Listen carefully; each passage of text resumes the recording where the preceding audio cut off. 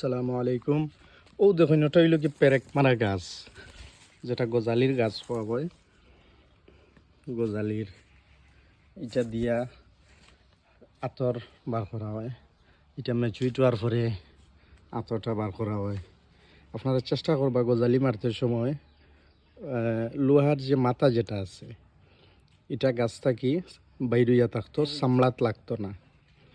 ওটা চেষ্টা করবো। ও দেখুন, আমরা 1 ইঞ্চি বাইর করিয়া রাখছি, পরে এটা সামলায় করছে গিয়া বসছে, যাতে গাছটা পচছে না।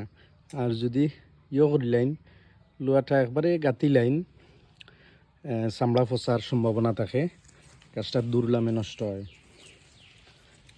দেখুন, এটা পেরেক মারা, এটা দিয়ে গজালির আতর বাইর করা হয়। খুব সুন্দর গাছ।